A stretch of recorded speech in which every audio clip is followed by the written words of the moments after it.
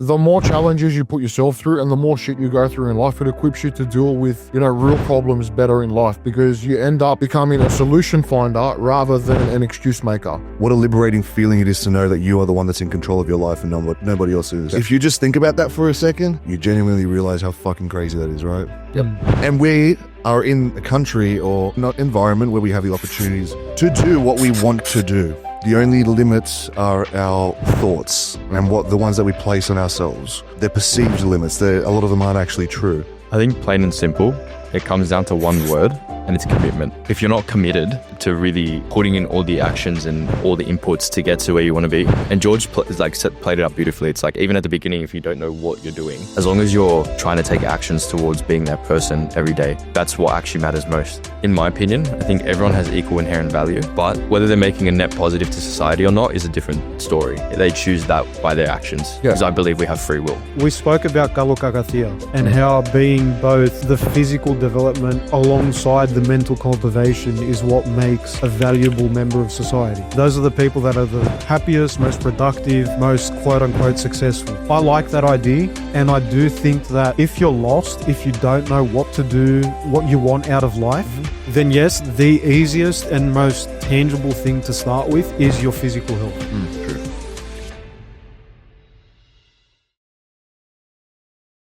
I'm here with my brother George, and today we've got a very special episode. We're doing something a little bit different. It's a bit of a roundtable with a couple of friends and returning guests, JP Gonios and George Adams. So it's always good to have you both here. Thank you. Thanks for having us. Welcome. Let's start with a bit of an update, like what's been happening in the last few months. I know everyone's been flat out busy. Let's start with George. George, you're sitting pretty at 119 kilos, still lean. I am indeed. How's the off season going for you? It's going all right. Nice. It's a last little push now where me and Mitch, my coach, we just want to see 120 on the scale just before we start cutting, just for fun. So I've been just trying to, just for fun. I've been trying to push just a little bit extra food here and there. So I woke up this morning, 119.8. So on the cast, 200 grams, which is like, go drink some milk or some water or something. I'm like, I'll do it later. Start drinking sweetly condensed milk, bro. That'll Yeah, you I can shit my pants if that happens. But that's kind of where I'm at. So perhaps going to start in the next few weeks. Oh, wow. For season 8. Yeah. Yeah, nice. But I can't believe how quick the season has gone. I know. It was literally, I remember when I was in the off season and you were prepping for your season A show like a couple of years ago. Season C, that's right, yeah. And then, yeah, that's right, because we were there for that. Yeah. And then, Yeah, we didn't know you then. No, you did. yeah. And now it's just come full circle and I'm already back in the off season and yeah, it's pretty nuts to see how quickly things have gone, man. But it's good. But aside from your training, George, business has been going okay, quite well. Business is doing well. Yeah, how are you doing there with, obviously you've had big sign-ons, some clients come in. Yes. How do you balance your personal life, your training with the new batch of clients as well? Nothing really changes too much.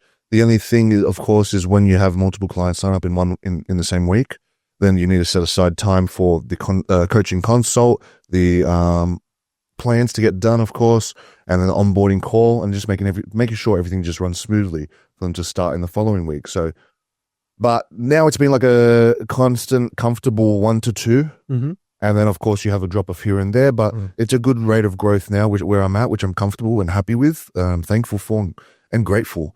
I'll use all the adjectives to describe, but yeah, no, it's good. The only thing, I thought that the more I obviously have, the more overwhelming it would get, which it does to an extent. But now with this bloke on my side, JP, Our business mentor, everyone, for those looking. 100%. Yeah. Getting systems and processes in the back end all sorted. A lot of my time was taken up with that over the last few weeks. So now that I'm pretty sure like everything's done. I think we've got like everything. Sweet. Yeah, I think we've got everything sorted. So it's like nice. So the next steps from here would be obviously scaling and Yes. Yes. once the systems are in place and all that's running smooth. Bring a coach on in the next few months. Hopefully. Yeah, nice. Very cool. Yeah. So that I can, like you said, don't get to the point where I'm at burnout before I start making decisions. Yeah. So try to do it prematurely, and that way everything can run smoothly. And Yeah, very nice. Yes. And JP, welcome back. Mr. Nick, Mr. George, and Mr. Other George. A pleasure. Yeah, we're sandwiched between the Georges, I aren't know we are. we? Yeah. Any developments lately? Since we last spoke, I guess the help I've been doing for all you boys has grown, quite significantly, which I'm obviously very grateful for. As are we. Yeah. Yes. 100%. You boys are absolutely smashing it. So it's obviously a big testament to you guys and your hard work, and obviously your, I guess, willingness to just execute no matter what. So I appreciate you all truly. So business is good on both ends. So obviously with the executive OS as well, things are still in the startup phase. Like I said, we're probably about to start with the first big company Q1 next year. Awesome. Very nice. Which is awesome. I have to follow up with the second company this week to potentially get started Q1 next year as well. Yep. And then a potential third company, which I need to reach out back to. So it's a few companies potentially lined up for the start of next year, which could be awesome. Even if only one or two go through, I'm just happy to actually get things rolling. Yep. But outside of business, everything's pretty much the same, man. It's just work, eat, sleep, train, work. Episode of the Jacked Philosopher is brought to you by Metamorph Physique, our coaching and mentorship program for men ready to transform their body, mindset, and life. We know what it feels to be stuck, overweight, unmotivated, undisciplined. That's where we started. And that is why we created a program that goes beyond training plans and diets. We rebuild daily structure, discipline, and the confidence that comes from building a physique that you're proud of. If you're ready to stop wasting time and finally take control, head to metamorphphysique.com or DM us on Instagram at George_metamorph or Nick_metamorph to transform your body and transform your life. It's funny because we always, a couple of years ago, I would have looked at that kind of lifestyle of work, eat, sleep, repeat, even before bodybuilding, because it's essentially what we're doing, right? It's the same thing on repeat. And being younger, I would have looked at that whole lifestyle as, that's boring. Why would I want to do that? What's the fun in that? But on the flip side too, now that we are so busy and we literally, there's days where we don't have time to even reply to certain people or whatnot, it's just that packed our schedule. It's we can appreciate that we're under the pump, but at the same time, it's I'm more driven, and I'm sure you boys probably felt the same as well, because we are in this position now where we have this responsibility. We have, multiple clients now that we are responsible for, and we have goals, obviously, with you providing us with that clear path now.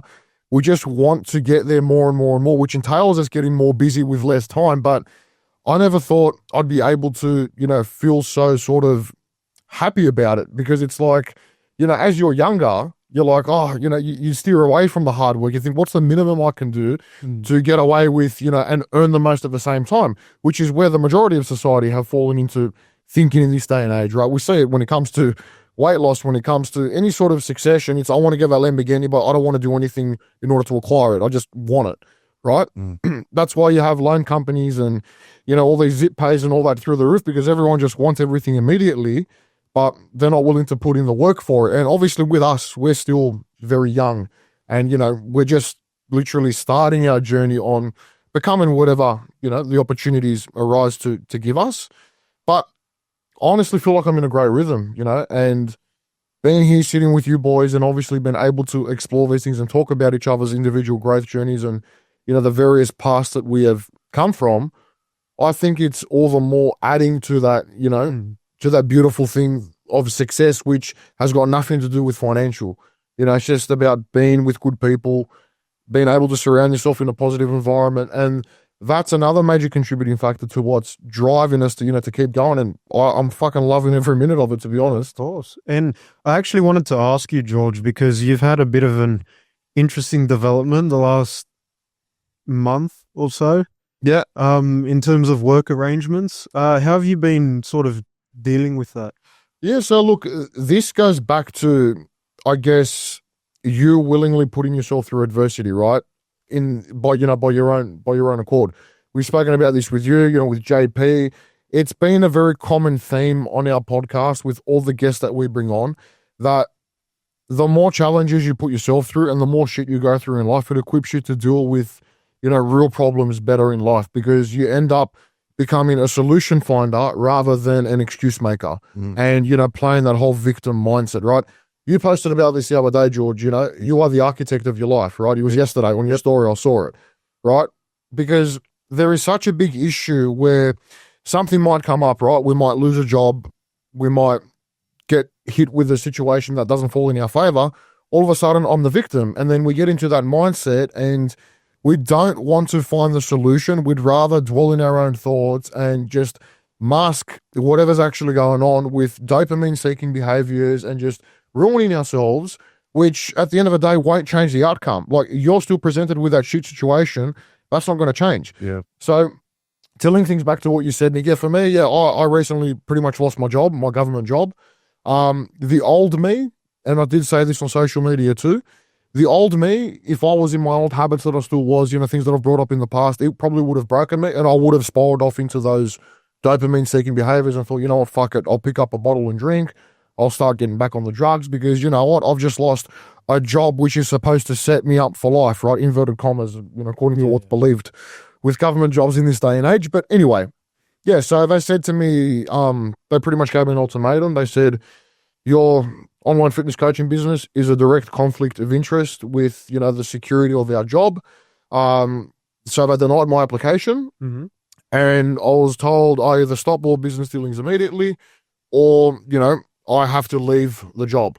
So for me, the decision was extremely easy to make, especially after, talking with JP about it and with you, George, and everyone else. And the feedback, and Nick, obviously. I know, man. I left Nick out here. Bro, we talk so much, and it's like, what don't we talk about?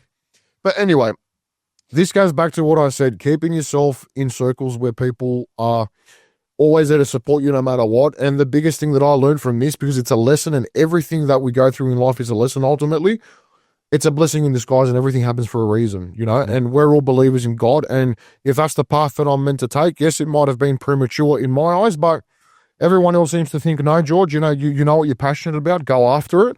And that's essentially what I've done now. So I've officially become a full-time online coach, which, as I said, I'm happy about. It allows me to pour all my energy and effort into it.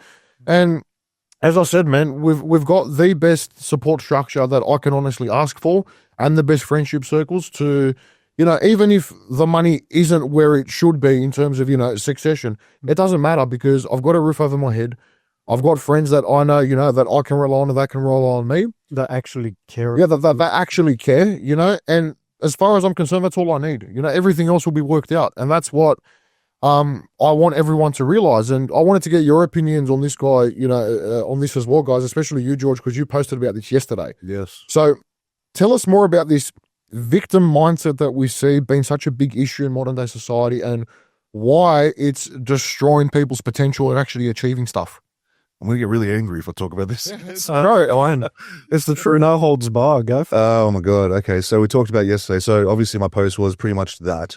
And my main quote was, what a liberating feeling it is to know that you are the one that's in control of your life and nobody else is. Yep. And if you just think about that for a second, you genuinely realize how fucking crazy that is, right? Yep. And we are in a country or in an environment where we have the opportunities to do what we want to do. The only limits are our thoughts and the ones that we place on ourselves.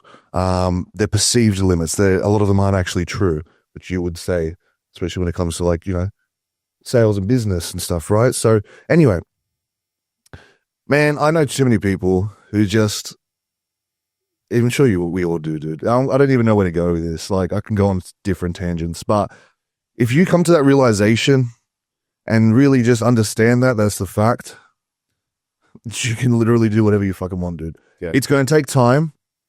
You may not have a plan or, a laid out plan step by step, but if you know where you are and you know where you want to be, if you just start taking action towards it, I'm sure you know something to do in order to go towards that direction, you will fucking eventually get there if you really want it hard enough. So yeah, people just love to throw in, you're right, the excuses, and that's just what it comes down to, and it's fucking sad.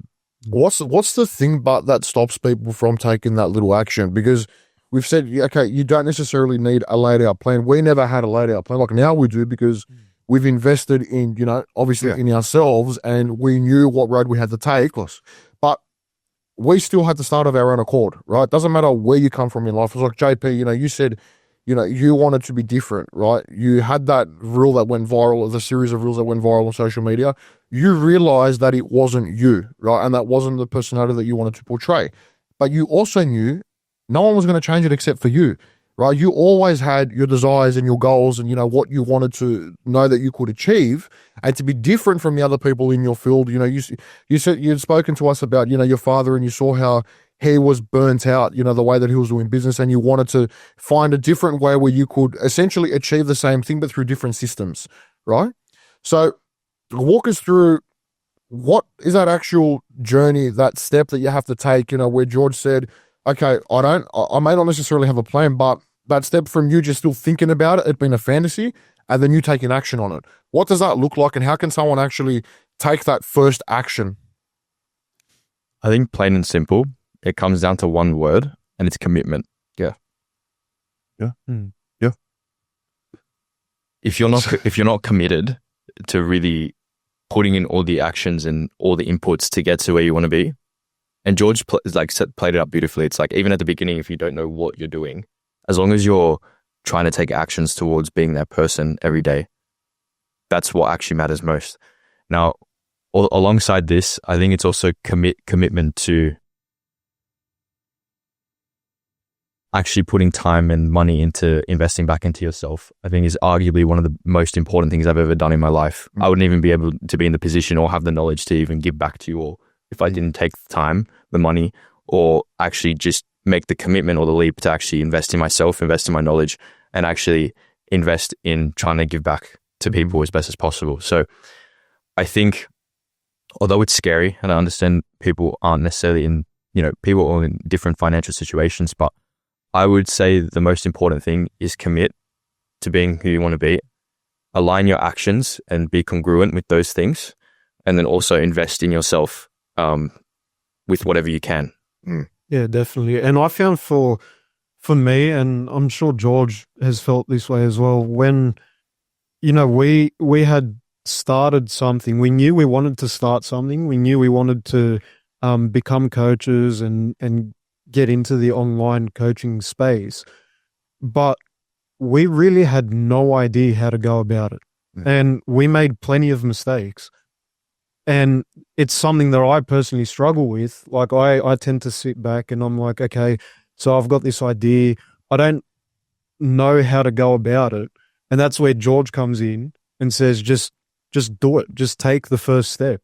So it's something that I've been developing within myself as well, to try and actually take action on thoughts, because you can have a good idea. If you don't do anything with it, what's the point? 100%. So that's where, George kind of pushes me to get going as well. Well, it's a double-edged sword, because it's safe to say I'm the risk taker in the group, in the business, but they're not always the best risks. They're not always calculated risks. But as you said, it's be willing to make mistakes. And the biggest thing that JP touched on was investing in your own knowledge, willingness to learn. That's what people are so afraid of nowadays. It's like willingness to fail as well. Correct. Yeah, That's right. Willingness to fail, and then to get back up and to try it again, right? Because most people, when they do fuck up, they're like, oh, okay, I've given it my all. And I was like, no, you haven't, bro. You've come across your first hurdle. Yeah. You've still got another 10 to go before you finish the race. More. More. Like, it depends how long the race is. This dude's the best example of that. Yeah. It's 10 years to get him to where he is now. Exactly. And it's not an easy 10 years. It's something that my coach said to me as well. Shout out to Flex Coach George if you do see this. Progress is never linear, right? We're never going to see progress just, go like that. We're going to have our peaks, our troughs, but what matters is that we stay on that fucking scale and we just keep going, But as you said, George, most people are afraid of failure. And what I want to dive into is, first of all, why that is, especially now in modern day society, where with the smallest issue, people are just ready to give up. We see it among a lot of our clients. Just the average mindset, I think, with the willingness to commit to something has drastically declined, which is why so many people are relying on quick fix medications to lose weight, opioids for this, other drugs for that, surgeries. Now, people are sitting there saying, I'm not happy with my appearance. I'm going to get a surgery to fix it. There's so many things that are just unnecessary priorities in life. And it's prominent now. Why is it so prominent now? I just want to go back just a little bit. I'll touch on that. But I want to say, like, anything that we're going to be talking about now, you will have heard a million times over. There's nothing revolutionary being spoken about. But what you're seeing is 4 different people on 4 different journeys and different parts of their journeys just having fucking tried. That's literally it. Just tried and tried and tried and tried. Like JP said, 10 fucking years. Apologies for the swearing. But 10 years is taking me to get to here. You know what I'm saying? And most people want it now. Most people want it yesterday. So just keep going, dude. Just that's it. Like, if there's one thing you're going to take away from this, like I said, nothing revolutionary, but each one of us has gotten to where we are so far right now because we've just continued to go. That's it. No one's special. No one's special. But to touch on that point, tell me, what was it again? The crux of it? So it was like, why are people so quick, like want things too quick, if that makes sense. So afraid of, Or so afraid of failing as well. Because the environment and society these days has taught us to fear that kind of shit. The stuff that you see, the stuff that we're used to seeing and being told to, being mollycoddled. It's turned people that way. That I think that's what it comes down to a lot of the time. Do you think it's been a gradual progression over time, or has there been a catalyst for it recently? I think with media and people wanting to connect with others, I don't know the exact word for it, but people like to feel like the way that they're feeling is right. Mm-hmm. Right? Okay, yeah. And so when they see other people also saying things like, it's okay to be afraid, it's okay to, to just do what you feel like doing and not try. It's emotional brainwashing is what it is. I think that's what it comes down to, a lot of it. Yeah, it's essentially, a lot of that will actually starts with, demasculating men. Yes. Right? So, it's such a massive concept that has been brought forth in the last sort of 10 years about, okay, what is the ideal male? How can we break him apart, right? How can we pretty much essentially get rid of all the leadership qualities that make up a man, break him down to his core, and then literally belittle him and say that, this is no longer acceptable. Yep. This is now the ideal male, the emotional male, right? Yep. The male that can't make decisions, the male that can't lead. Okay, so why is this a problem now? What do all male leaders in the past, from dating back to ancient history, from people that conquered kingdoms, right? Alexander the Great, Genghis Khan, all the, Emperor Constantine. But I'm serious, all the leaders, right? All the kings that essentially, went and conquered various kingdoms and whatever.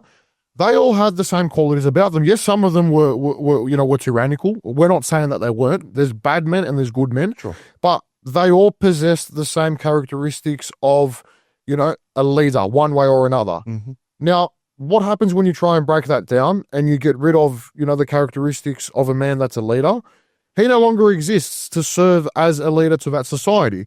So we end up with a society, in my opinion, that is leaderless, and we are controlled by essentially whatever the popularity vote goes to, which is got its own agenda behind it anyway. Yeah. And we actually don't have anyone leading us. And that's the whole purpose. I think JP wants to touch on this because I can see... I'm with you. Yeah. The thing I wanted to add is I think it's even quite evident to see I don't know, you boys have probably seen it, but the average testosterone level from like 1950 to now has dropped by a significant amount. Exactly. Yeah. We brought this up with Dr. Nathan Chalik when he came on the podcast, and he said this is a massive issue. And even being someone in the medical space that is trying to help men from, a hormone optimization perspective, people like that will get flack as well. Why? Yeah. Why have you got people that are trying to genuinely help men feel the best version of themselves, are put under constraints from various medical, boards and legislations and whatever the case may be? It's like, why? We're just trying to bring men back to what they were, which was leaders, traditional as well. So this is the difference where the other side of society, you got the young kids now all on TikTok and Instagram and saying, oh, I look up to Andrew Tate and all that, because they preach, we should treat women like shit. It's like, no, that is absolutely not the epitome of masculinity. We respect the shit out of women, right? It's about you, first of all, being the best version of yourself that you can be by living up to your potential, which is what you bring up. All these things are qualities of a masculine man. Yeah. And I think the biggest issue that is facing our society these days is the breaking down of the family unit of what it means to be a husband and wife, because I think these days people don't take marriage seriously. No. It's like, oh, we're going to get married for a status thing.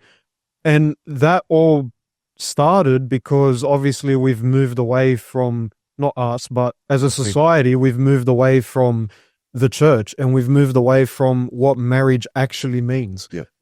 Marriage is, we say in the marriage service, in the Orthodox one, we say, woman should obey her husband and submit to him. But then the next bit is, and the man should love his wife as Christ loved the church. Christ loved the church. What did Christ do for the church? He sacrificed himself. He died for it. Yeah, exactly right. So these days, I think that people hear that and they're like, oh yeah, the woman should submit to me and yeah, I'll love her, whatever. It's like, no, hold on. You're supposed to sacrifice part of yourself for her. I wouldn't say part of it. I'd say everything. Yeah. Because you come together and you're one flesh. That's what we believe. 100%. So, like you wouldn't, harm yourself. Why would you harm your wife? Exactly right. But people spin that, dude. People spin that. They do. And we all know that video that went around about the specific person up in the Goldie. Yeah, the other day. We saw that. Yeah. Oh, yeah. Okay. Yeah. Anyway, and what it means to be masculine. And all right. Yep. And I think a lot of people really miss the concept. They really, and I talked about this with Gabby. I asked her for her opinion. I was like, give me a few words to describe what masculinity is to you. And a few of them that they said, which was what? Protector. What was during the other ones? Like what? Protector, provider. Provider. This, that. Okay, cool. We all know those. But we're also forgetting emotional, being emotional, being caring. And having that side of yourself as a man as well. Not just that you can't just close off your fucking emotions. You do that, of course, you're going to be a victim of yourself. You're going to be an issue. That's going to be an issue in the future, right? You need to be able to communicate, all those kinds of things. It's all of that together creates a masculine man. That's right. Which will in turn elevate the household and both of you as a couple. And people just love to cherry pick, and with all the shit that we see obviously on social media, which is, I'm the man of the house. It's like, well, that's where that whole Tate thing has been misconstrued, because that's the problem. You've got the young kids, that just take one aspect of it, say the financial aspect. Oh, where's your book at? Whatever the rubbish. Well, they focus on the wrong thing, 100%. right? The message is there, but as you said, it's very easy to fall into the trap, and us as males get into our own ego, right, and say, oh, so these are the qualities of a masculine man. Yeah, but obviously it's an extreme. One or two. Yeah, it's an extreme to an extent. Exactly. And he's done that to build his persona absolutely. online. Look, as a businessman, I've got to give it to both him and Tristan. They're very like I said, they've identified their ICP to the core. Yeah. And they have built an empire based on it. So thinking now from an entrepreneurial perspective, good on them, right? Like, they've done exactly what they've said. And it's all strategic, right? We can see that. To the average person, they probably can't see every piece of content that they post. There is a financial incentive behind it. But, it's a very good use of their strategy, because they know their target market. It's been identified extremely easily, and now it's just so easy to keep targeting them. But yeah, like I said, guys, those, you can't pick and choose. Like I said, it's not easy living the life of, what a true man should be. It's not meant to be easy, but everyone's afraid of doing the hard bit, and we just want to show off the easy bit, whether that's, you being strong physically, whether that's being, the capable to get angry. It's like, no shit. We all have testosterone, right? We all have those characteristics. Some more than others. Some just a little bit more than others. But some with wind assistance. But in essence, yeah, as I said, you can't pick and choose. But this is where obviously we realize why when you try and break down that masculine male, why it can be an issue. Because then who is left with those qualities to lead us? Who is going to potentially have, either a parliamentary leadership position or someone who's actually got the capability to influence a society? I'll give you an analogy that I think works really well here. So Jesus said to Peter, "You will be the rock on which I will build my church." What's the church? The church is a community. It's the people. Without the people, there is no church. As a man, you need to be the rock upon which everything is built within your family. 100%. So it's like a microcosm of what's going on in wider society. And if you take away that rock, there's no foundation. Yeah, there has to be the whole thing crumbles. I think a big thing as well. Absolutely, you boys gave amazing qualities of a really masculine man, but a big one I think that encapsulates everything is, I think, self-control. Yes. It's amazing to feel your emotions. You should. And like I've mentioned on the podcast last time, I think emotions are a God-given gift, if I'm honest. But if you can't, I guess, control them at certain times, it's not that you shouldn't feel them, but if you can't control how you feel, you won't control how you act. And then, are you really that rock for your family? Well, exactly. You can't. So, yeah. And then you end up being ruled by your passions. You end up, and it's a downward spiral from there. I think this is a good segue into a question that you asked JP. So last time JP was on, this didn't make the final cut, but last time you were on, you asked a question right at the end. And I said, I can't answer this now because we're wrapping up and there's a lot to it. And the question is someone who is more physically capable inherently of more value to society? It's a big question. It's a deep question. And I think that, there's a lot of discussion points here, but I think we should definitely start with defining the terms. Defining the terms. Oh, that's a 3-hour podcast. No. We'll try. It's okay. So what would you say constitutes value to society?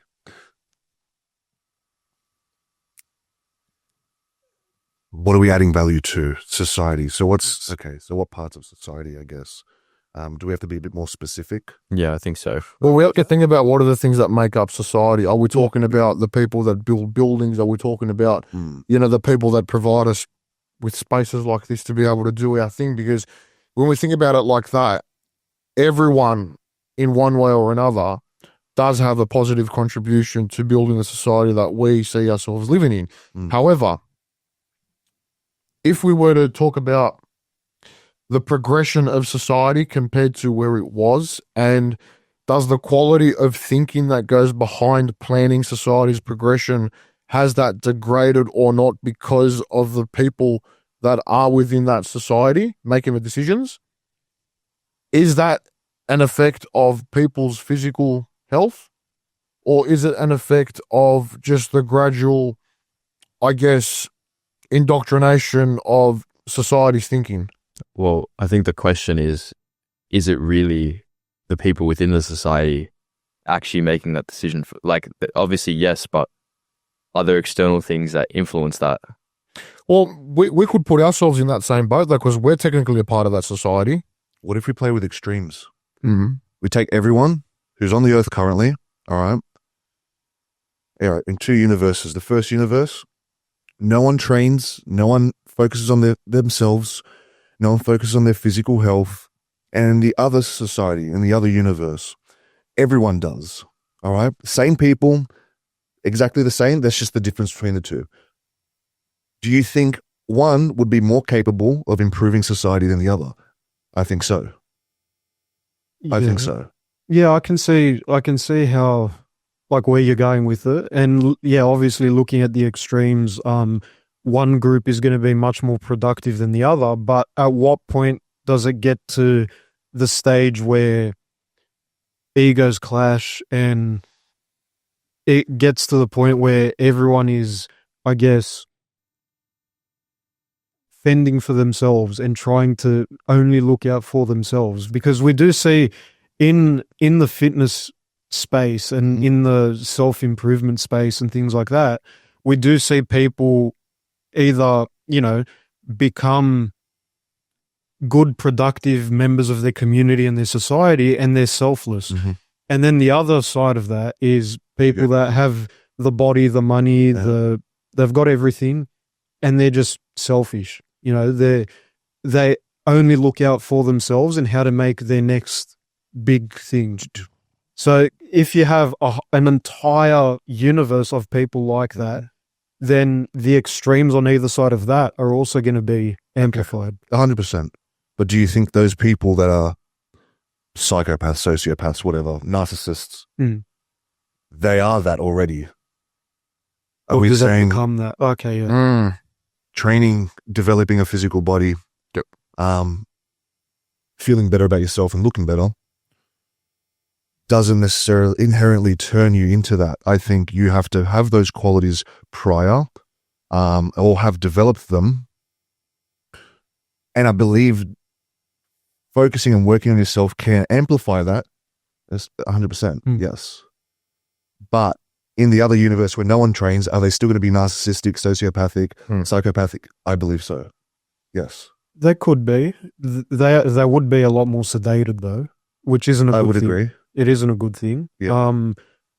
But yeah, I think it would be a much less productive society if we're looking at the extreme of everyone being that way.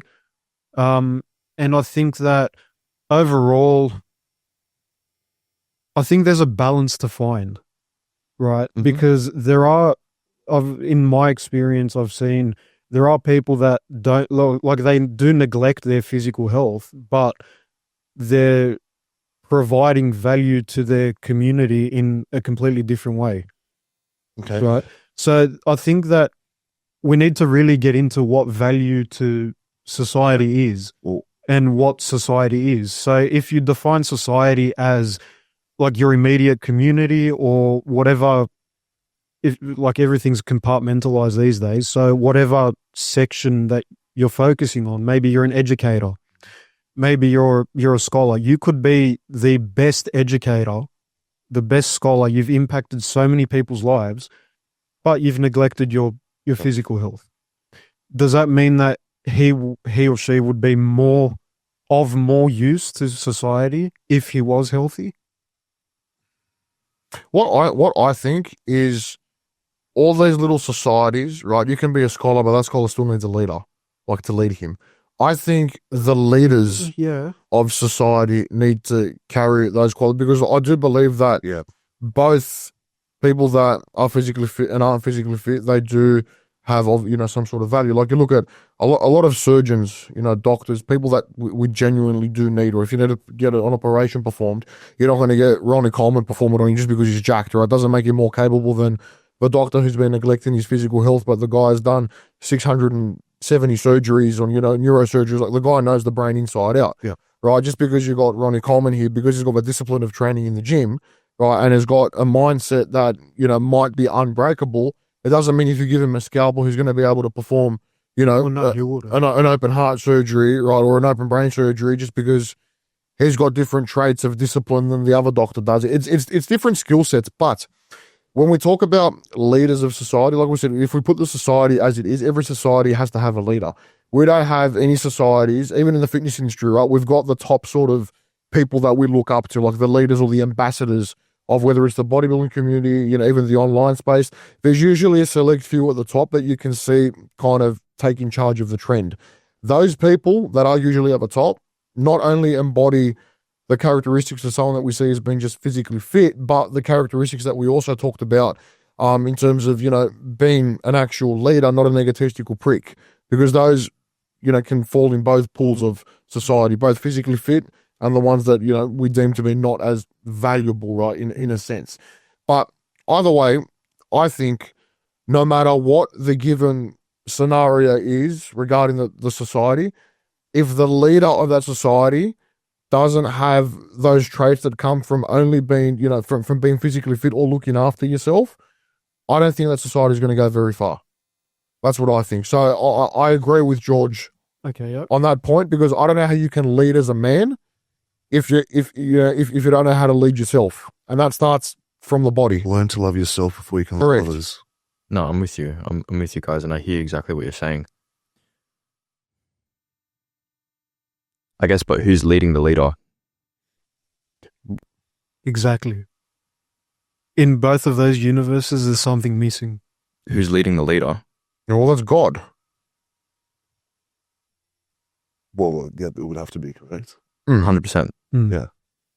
And I think if we just look at it from a biblical perspective, it's obviously very clear that God made us men and women in his image, right? Naturally, based on that, everyone, it has equal inherent value, Mm-hmm. but in their given respective field, and I guess whether or not they choose to, this is a whole rabbit hole. It's like, making right or wrong actions is really dependent on what they, so it's a big rabbit hole. But in my opinion, I think everyone has equal inherent value. Okay. But whether they're making a net positive to society or not is a different story. They choose that by their actions. Yeah. Because I believe we have free will. Mm-hmm. Yeah, that makes sense. And I guess where I would, going off both those points, if, for example, like George's surgeon example, if you're a good surgeon, if you're good at what you do, then doesn't it mean it's essentially your duty to be around to impact as many people as you can? So therefore, is it your duty to take care of yourself, to make sure that you can continue providing that positive impact? Yeah, well, as JP was saying, that means, the actions that you decide to do will ultimately define whether those contributions are a net positive or a net, or a For negative. sure. Okay. And Go. I think your actions are determined by what you believe or feel your purpose is. And I think as men specifically, if we don't have purpose, we just wig out. And then that way we potentially become a net negative to society. And it's hard to find it, right? But in my opinion, and just my experience, I only really found my purpose in Christ. Yeah. And then able to serve others through what I know. If that makes sense. Yeah. I'm going to play the extreme card again, because I think this is a really good way to think about things and visualize things. Just right? hop on the source, guys, and just Your life will be better. that's it, man. Just stop thinking about it. Just, All right, so let's take two of me. All right, yeah, that's a big two. that's two. Say honestly, I'm like way too big on about 40 CEOs. won't be as big, right? Yeah. Two of me, right? 10 years ago, before I started training and everything. Everything that I've developed in terms of my outlook on life, my virtues, characteristics, all these kinds of things have come through a lot of adversity. Yes, life experiences. I've obviously built a little bit of wisdom through that, right? Mhm. But a lot of it I've also learned through training. Yep. Okay. So do you not think it's always going to be a net positive for anyone, taking literally anyone on the planet and telling them, go and train, go and do something that's going to benefit you and your health? Do you not think it's always going to end up to be a net positive for the most part? Because I think it always will be. Because if I didn't take the route or the path of physical development, which led to mental development, all right, because the physical journey is a mental journey in disguise, right? I think that's one of the quotes that I saw the other day, something like that. If I didn't do that, I probably wouldn't be where I am now. I wouldn't have developed the thought processes that I have developed now, and my outlook on life and all of this. Like, I would be two completely fucking different people, just despite the weight, the 50 kilogram, 60 kilogram difference. Apart from Like that, you said, that's a it's different. byproduct. That's just a a byproduct of of you course. just sticking to it and then just But that's a you know- byproduct of me being extreme in the bodybuilding realm. exactly. And that's right. When we're talking about physical development, I believe within this context, it doesn't mean that we have to be extremists in terms of bodybuilding, correct? Yeah. It just means working on yourself. Yeah, of course. That's right. Developing yourself. Mm. And the things that you build from that, I think it's going to be, I don't think you can build from anything else, in my opinion. I'll have to agree. Sorry, Joe. No, go. You go. I have to agree because, I'm in a very similar position, right? Where if I hadn't pursued, and again, let's separate the bodybuilding for a second. If I hadn't started making a consistent commitment to look after my body and to improve my physical health, which I know is a lifelong process, right? Don't forget, see, this is where physical health also stands out to, degrees or surgeons or whatever, right? Once you finish your degree, you're qualified, you're done. You can never have a qualified physique. You can never have a qualified outcome with your body. There's no certificate at the end of it and say, oh, congratulations, you've hit 120 kilos. Like, you're finished now. It's like, no. Okay, now we strip off and we prep, right? There's always a continuous goal of improvement and you will actually never reach that.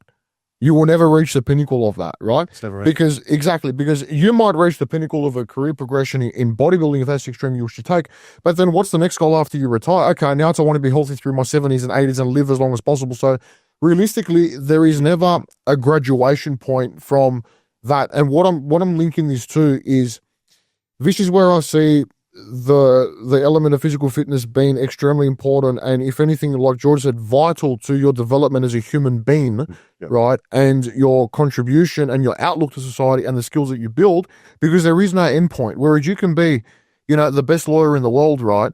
You've only had to do one thing to, like at some point you can stop. You can stop practicing law. You can never look at it again. If you're passionate about your physical fitness, right, that's something that you never stop. Yeah, that's true. But at the same time, if you're passionate about learning and being a lawyer, it's like it comes to the point where it's up to you to continue the cultivation. That's the same with the physical. Yeah. It's always up to you to continue. Just because you finish uni, that doesn't mean you stop learning. Yeah, but what we're saying is having a physical component of that, does that drive you to then pursue your next uni degree, because I believe, and George believes, all that stems from the physical training being the sort of first starting point because you are working on your body. There's no sheet of paper at the end of it. Yeah. Like, do you get what I'm saying? You're not working for a sheet of paper. You don't know what you're actually working toward. You just know that you're going in there doing something that might not potentially have, a physical or, some sort of effect for years and years and years. Yeah. Does that make sense? 100%. So, yeah. The goal chasing with training and physical development spills over into goal chasing in other areas of life. Yep. So we have developed the skills of understanding delayed gratification and understanding that you can continue to make goals for yourself and continue to learn. And you can do that in every aspect of life, whether that's your education or something else or physical and blah, blah, blah. Yeah. Right? So I think having learned that with your own physical journey first, it also gives you something to keep driving towards every day. Let's say, for example, you've landed the job that you want. You've finished your education and everything like that. Cool. A lot of people have more career goals, of course, make more money, get a better job. Cool. But that takes time. Sometimes we need something that's going to keep driving us every day. Something that we can look forward to continually progress, which will in turn spill over into our career development and everything like that. Yep. And at the crux of it is focusing on your physical health. JP? I think I'm with you guys, and I wouldn't be even doing what I'm doing if I didn't believe that. But I think the question I have, George, for you, and obviously the other George, is do you feel like the lessons you learnt from specifically physical development you could have learnt from working hard in something else? Like, is it just specific to physique development? No, I don't think so. Yeah, I don't think so either. I'm trying to come up with an analogy, right? Because let's take playing a musical instrument, for example, right? Because the same discipline, Which I do. I guess, can sort of, take effect, right? It is a completely different skill. It requires the same sort of mindset, but I feel that again, you know, once you learn how to play a song, right? Okay, I know how to play a song. Awesome. That's your reward, right? You know how to play a song. Then you learn how to, you know, play harder songs. You learn how to play fingerstyle guitar, whatever it is, right? There's a little sort of reward, or there's something at the end of it that you can recognize and say, okay, you know, I've done this, and then you become proficient in it, right? Whereas with physical training, right, I don't ever believe that within the actual training itself, you ever do become proficient in something to say, I have mastered this, I have nothing else to learn. Yep. Whereas with piano, violin, you know, whatever, yes, the elite will say that they've never learned, right? That they've still got more to learn. But at the end of the day, right, you have reached the literal pinnacle of that, right? And it doesn't, and anything else aside from physical training doesn't require the same physical commitment that physical training does, right? So look, I agree with you to an extent. I just think that the way that you view physical training is not the same as how someone else views it, in the sense that you might never be finished, but someone that drops 30 kilos, to them, they've just won the Olympia, right? Yeah, but what's the goal of dropping the 30 kilos? And in saying that, the same logic can be applied the other way, where if you ask the best of the best, violinists, for them the journey is never done. There's always something new to learn. There's always another hurdle to conquer. Mm-hmm. And this all comes back to the reason why I thought of this is because there was one uni lecturer that actually impacted me. The rest of them were rubbish. Dracopoulos, actually. Oh, okay. He said this one thing that I'll never forget. He looked at me and he was actually sad, like genuinely sad. And for context, this guy's brilliant. Like he can recite entire books. Yes. Like the way his mind works is insane. But he looked at me with a sad face and he said, Nico, I'm going to die ignorant no matter how many books I read. Right? You're going to die never reaching your physique goals because there is no goal. It's a continual thing. It's the same thing for him. Now, physically, he's average. He cares about his health to an extent, but it's not, he doesn't train, he doesn't track his food, nothing. He just walks the dog. But the value that he brings to his university classes, to everyone that he speaks to, is immense. It's not measurable. What if we reframe it? I'm just trying to think of a way, because I know, and George knows too what we're trying to say, but I don't think we've tried to. I know exactly. No. I agree. We all agree with. I'm just trying to think of a way where, when we talk about priorities, because the instrument example was good, but that's also true what you said, right? You know, the best opera singer still thinks he can hit a high note, right, before he dies. But it's like, okay, all these things, yes, they're fantastic to work good at, law, being a surgeon, instruments, whatever. But when you come back to the core, what are you made up of? You're made of muscles. You're made up. Your body's the vessel in which all these things will stem from, regardless. Yeah. You need your fingers to play instruments. You need your legs to be strong to stand up to perform surgeries for 12 hours straight, right? Yeah, so you need your heart to beat as well. No, we're not talking about bodybuilding as an extreme. Now we're talking about physical health, right? I agree. Everything. Yeah. I see where you're going here. But we're not talking about 13 or use of it. But everything that you choose to do and every skill that you choose to, work at, it would need a physical aspect in order for you to perform that skill regardless. Yes. Right? If you don't train that physical aspect, if you don't train your hands to perform surgery, your muscles to do all the things that are required for you to excel at that skill, and you are neglecting the one vessel that allows you to do all of that, that's where I think the difference is. That's where I think that's where the first focus should be. Because, okay, hey, you might want to be, like I said, the best singer in the world, right? You might want to be the best whatever in the world. Your body is the thing that's performing all of those actions. So why aren't you looking after your body and starting from that as the number one priority? That's where I want to come from and say I think it should be a necessity that your body, being the vessel that allows you to do all of these things, is the first thing that you should become proficient at. and work I at. think you've put it really well. Yeah. Before moving on to other skills. No, I agree with you, George. I do. I think it's the easiest thing to go and try and fix first out of anything. But I also think it's the thing that I really came to realization this year, obviously, as I've gotten closer to faith, is that pretty much no matter what, you're not going to be satisfied. Yeah. Of course. It's just natural, right? And it's obviously quite intuitive, but it's like you're going to continue chasing this thing. You're going to continue chasing this number. You're going to continue chasing, how much muscle you can build or what place you can get or, how well you can strum your guitar. Yeah. But unless, I guess, I don't know.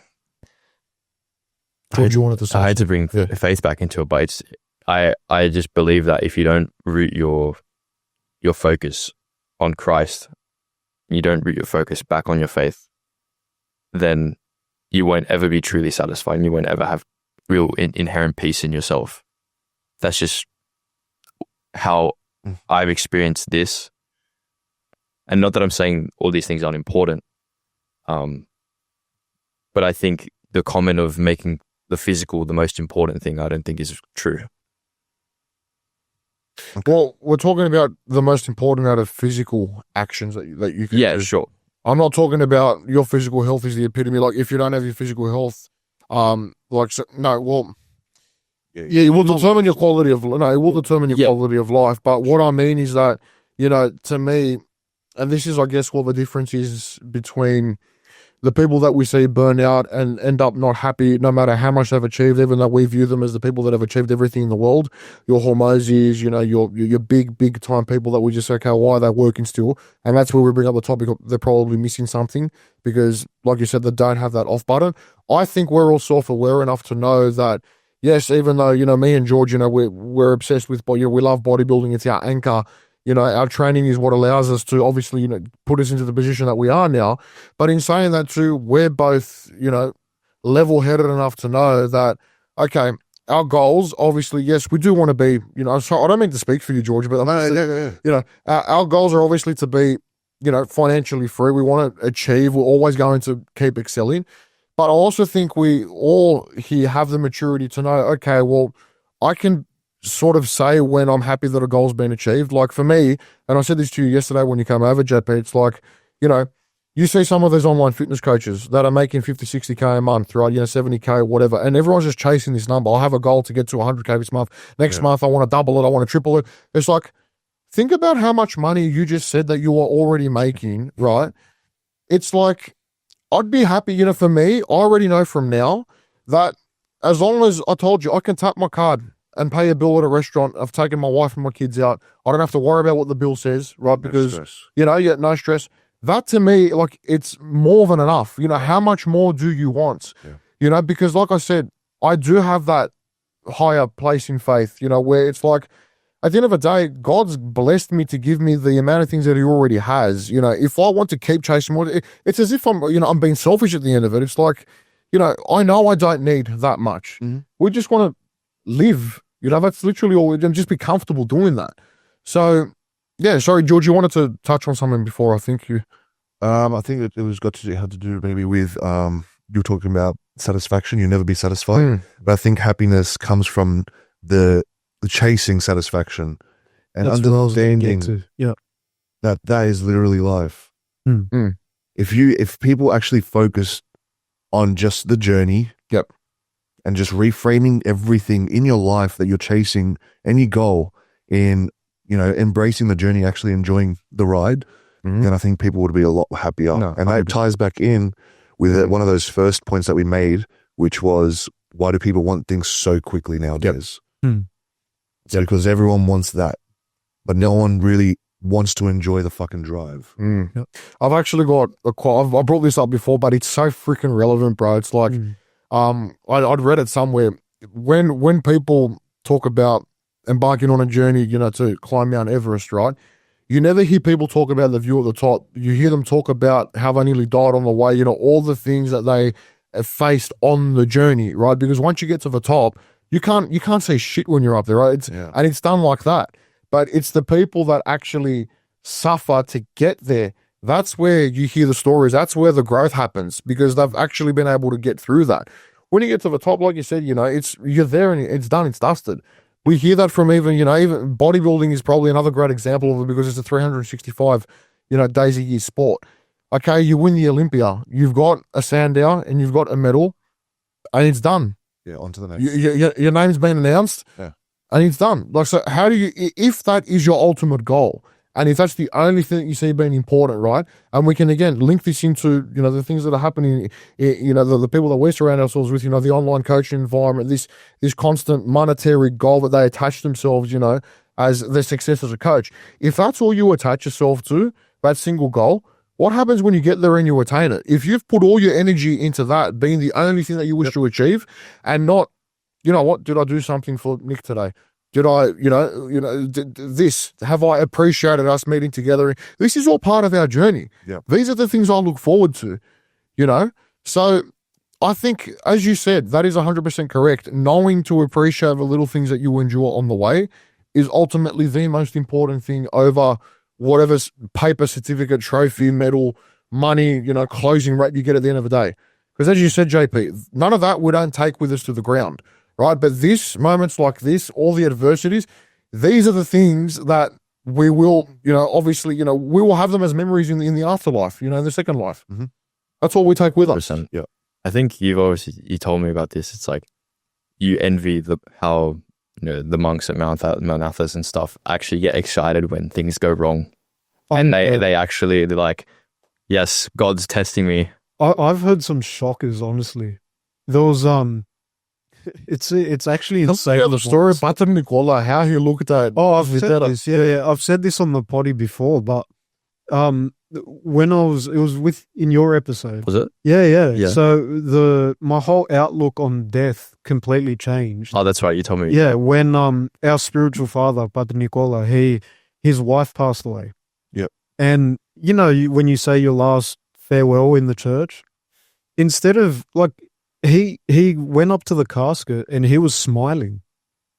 Like, he smiled and he touched his wife's hand as if, like, I'll see you soon. Yeah, he's like, oh, you've made it. Yeah. Like it just blows my mind. Another one that I've heard, when, one of the arguments against God and religion is, oh, well, why does he let children die? Yep.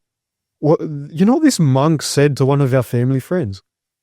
If only I could have died at 12 years old. And I looked at... That's crazy. I'm thinking, what? What are you talking about? Like, what does that even mean? He's like, because after 12 years old, that's when, you sin a lot more. That's when you kind of fall off the beaten path. That's when life becomes hard. Because you're not with God anymore. You've gone off to... It's like the monks at Mount Athos are... amazing at their outlook on life, death, and it's a very deep level of thinking. And most people, if they watch this, aren't going to have any idea what you just said. Yeah, it's an extremely deep level of thinking that unless that perspective, of faith, it's just going to go. Well, it's like fifth dimensional thinking. Yeah. It's like pretty much time, space, life, death. I don't even none of faith. It's not faith, though, is it? I don't believe so. I think it's just the it's just a way of thinking. Well, yeah, that's the thing. It's just a mindset. Well, everything else becomes moot because, that's what their goal is, and they embrace the hard times. They love it. They think it's a blessing. Yeah, that's amazing. Sorry, you're going somewhere else as well? No, I think that's actually... Oh, this one's... Yeah. What's the verdict on that? On that topic? On this topic? All right, so I've got... Well, are we linking back to if you're physically... Yeah. Let's just... I think we should... To rein put it to bed. We'll put it to bed. To rein it back in. Yeah. I like, and we've spoken about this. This is episode 2, by the way, guys. Go check it out. We spoke about Kalokagathia and how being both the physical development alongside the mental cultivation is what makes a valuable member of society, right? Those are the people that are the happiest, most productive, most quote-unquote successful, right? I like that idea, and I do think that if you're lost, if you don't know what to do, what you want out of life, then yes, the easiest and most tangible thing to start with is your physical health. True. That's something that I've always argued, and that's why I'm an online coach, because I believe that the first thing you need to start with is the man in the mirror, and the easiest way to change him is by changing your physical health, by actually taking that seriously. Yep. And I do think that everything else is downstream from that in terms of, you know, worldly things like success, you know, building a successful family as well, relationships with people, communities, things like that. So I think to an extent, yes, if you do take care of your physical health, you are able to be there longer to serve your community, your family, and the people around you. And therefore, lifetime value to society is increased, yes. The LTV. Nice. I do believe that. No. Yeah. I do agree. I'm with But there's obviously other things that come into effect. There are, you know, you can still be of immense value to the people around you without having that physical health component, Sure. but you are limited by your own physical physical capability. capabilities. 100%. Exactly. Yes. Anyone else have anything? I think I think you I think we agree on a whole. 100%. You summed it up nicely. I think if we're going any deeper into it, we'll just find more nuances that we can open up more cans of worms. And I think that summarizes it perfectly. At the end of the day, guys, get in the gym, lift weights, get jacked, and just enjoy not seeing results for the first 5-6 years of your life. And then you won't see results for another 30 years, but you'll be jacked in the process. So, does that make sense? Those are oxys. Any closing thoughts, boys? With that? With anything? Is there anything else you guys want to talk about? Are we at the end of it? I Essentially. mean, I think, I think we pretty much are actually. Yeah. But I think we've got a bit more time, don't we? maybe 10 minutes. is there anything else you lads wanted to bring up? Well, let's talk about. Hang on, Okay. I've got something that we can Oh, Mr. George. wrap this up with. I think I know where we're going. All of us being online coaches in the online coaching space, right? Now, obviously, we've got a business coach, a mentor with us here as well, which will be a perfect way to sort of get some opinions on where we see everything in terms of physical health coaching going in this modern day and age. Obviously, you know, it's a very confusing time, especially on social media, where we're presented with a million different ways to train, a million different ways to skin a cat, you know, to achieve the same result, which is get jacked, get fit, you know, look Instagram worthy year round, right? Now people are confused as to, you know, whether the science-based approach is right, whether, you know, a specialization approach is right, you know, all this kind of stuff. But then you also have the pool of people that are actually teaching these things, the online coaches, where there is also confusion within that space itself, you know, dictating who's a coach, who's a businessman, who's helping people, who's there just to make money. And I think a lot of people, especially in society, are confused because there are a number of coaches out there who have taken advantage of the platform that social media allows to be able to emotionally manipulate people in a negative way just to put money in their own back pocket. And it's something that I want to bring up because it pisses me off as someone who used to be 150 kilos, and it would piss George off as someone who used to be 50 kilos, right? To make the transformations that we have and to sustain them, to now seeing clients come to us where they have gone and signed on with particular people for 6-12 weeks. They've lost 20 kilos in an insanely unhealthy amount of time. And then they've come back to us in the position that they exactly started with. And we're here now 5-6 years into our own journey. And we're like, well, you know, this isn't how it works. So what is the issue with... Well, it's You true. brought up a few different points. Yeah, I know. Sorry. Blanket statement. My brain's just gone.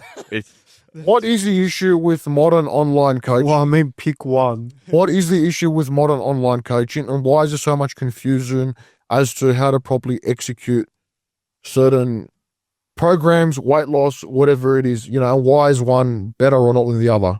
I'll let the biggest dude Okay. take the reins. Sure. The problem with online coaching now is that everyone thinks it's a quick, easy fix for money. That's the problem. Mm. That's all it comes down to.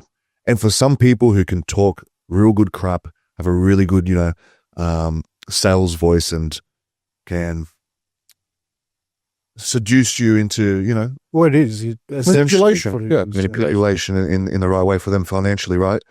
There are a lot of people that I know and clients that I've had that have gone to other coaches who are big names in this industry in Australia, who are within the bodybuilding and outside of the bodybuilding realm, I haven't heard from him in 2 weeks. I asked for this to be done 3 weeks ago. I sent him a message. I sent him 5 messages in a week, and he was over in Bali and was posting on his story, but wasn't getting back to me. All that kind of shit, right? All the insane extremes of starting someone up who's 100 kilograms overweight, and getting them on a 900 calorie fucking plan off the bat. Where do you move from that? You're going to end up having clients develop unhealthy eating habits, eating disorders, having an unhealthy expectation of what's expected of them to actually get to their goal.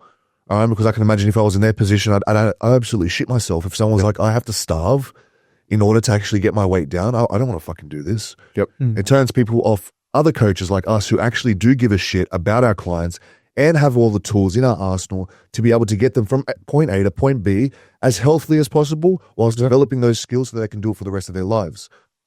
And that doesn't have a timeline. Sorry, that doesn't have a timeline on it, guys. That's one thing that I keep wanting to, harp on, because all we see now is 6-week challenge, 8-week challenge, 12-week. Yeah. People give this time frame to say, you should lose X amount of weight, X amount of time. You do not have the same skill sets that I have, just like you don't have the same skill sets that he has, right? And people don't have the same habit patterns and are able to develop habits as quickly as others. I have a client at the moment, right? We've been working together for just under a year, right? He's a business school teacher. When I first met him, he had 0 dietary habits. He didn't know what a calorie deficit was, properly. Anyway, he's lost just over 30 kilos and has taken a year. Now, you look at most people, a lot of these coaches, I pulled off 30 kilos off my client in 20 weeks. Yeah. It's like, yep, is he still dropping though? Is he still maintaining those habits?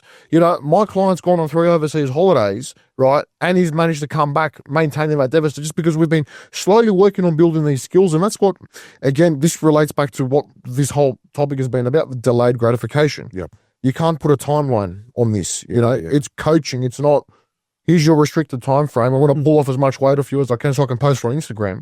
Yeah, look, I think it's pretty disgusting that it's very obvious what these particular coaches are motivated by and what drives them. And that is, let's get a quick before and after in half the time that everyone else is doing it. Yeah. No one sees anything in the post-after shot.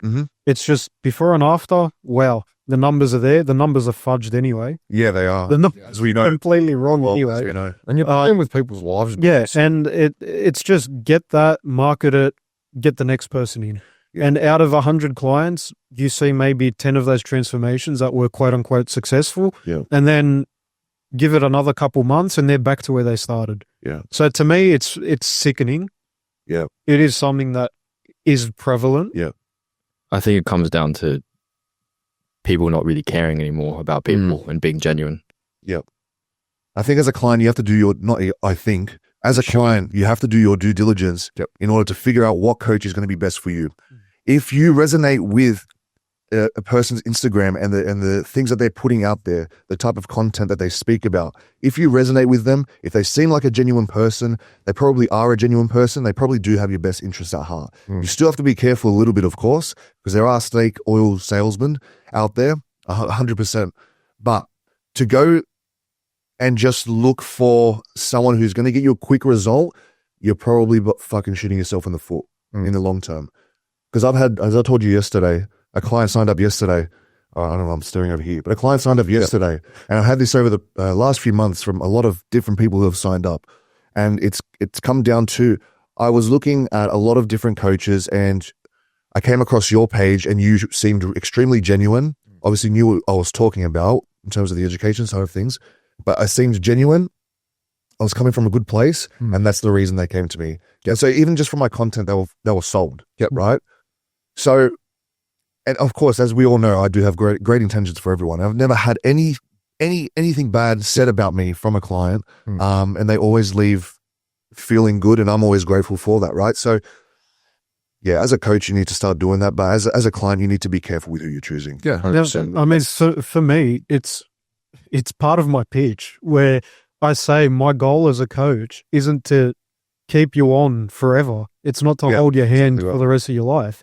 It's to give you the tools that you need to be able to go off and do it yourself. That's right. So you can get to 60, 70 years old and you're still going for walks. You're still, you can carry the shopping in. You don't need a carer. You don't need any of that. That's my goal as a coach. Yeah. 100%. Stay with me for as long as you like. Mm-hmm. When you feel you're ready to, you've learnt enough and you're ready to go on your own, more power to you. Go Exactly do it. right. That's exactly I'll right. be here. Yep. I'll cheer you on. And I think the unfortunate reality is for a lot of coaches who are good, like all you boys, I'm grateful to be even helping you, is that they can't communicate their value effectively. Yep. And they can't communicate who they actually are effectively. So obviously from when we started, the biggest thing I told you is just to be you and hone in on who you actually are. Yep. And look at that's him now. Of course. And I was a bit afraid. And I think I get it as a coach where we're all getting into the industry. You're afraid of kind of being yourself because it's just how it is, right? Yeah. But the quicker you kind of just be your fucking self, people really see that and people can tell the fucking difference. Yeah. Absolutely. And the clients worth having will see that and they will really resonate with it and they will stay on, not even just as a business perspective longer, but also for themselves so they can develop not only their physical self, but their mental side. Yeah. Absolutely. Over time. And that's the ultimate transformation, Well, like we said, it all stems down to you can be as jacked as George is, right? But I can guarantee you right now that No, you can't. you can try. You can try. Tell you that. The biggest transformation has been up here. Going from that, That's exactly right. 50, 60 kilo, kid who very low confidence, anxiety, depression to now obviously where you are. Even JP, right? It's from where you were to obviously now, doing your B2B, helping us out as well. All that, the mental component of it has been the ultimate transformation for Nick and I as well. Yep. And that's what essentially, coaching should entail as well.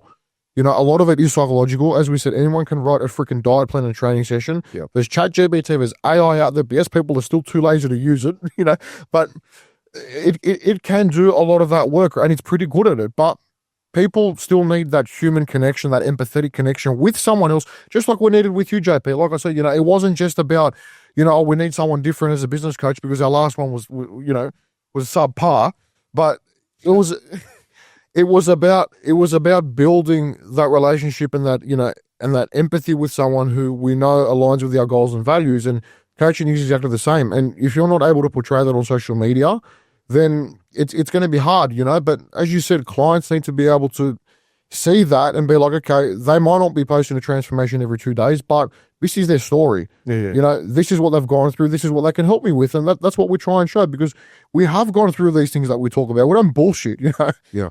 So We've got the photos to prove it. Well, yeah, exactly, So, yeah, just when you are looking around to anyone, if you are looking around for online coaches, you've got, like I said, 4 fantastic ones to pick you from. Obviously, this is our podcast. But again, if you feel that you vibe with George's content, if you feel that you vibe with, with JP and you need your business to be, you need a bit of help with your business, in terms of structuring, like I said, make sure that you do your due diligence. You look at what you actually want to get out of a coaching experience as opposed to just the number on the scale of a transformation that you see. And then you'll find that you'll actually be happy with your selection. So, Yeah.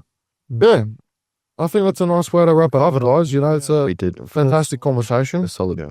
We could go all day. We could go all day, But honestly, we'll save it for another one. We need a campfire one day. Well, we're going to the barbecues next week. Or something like that, right? Yeah.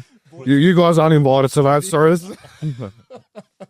we'll have to fucking silver. That's it. Oh, thanks, guys. We appreciate it.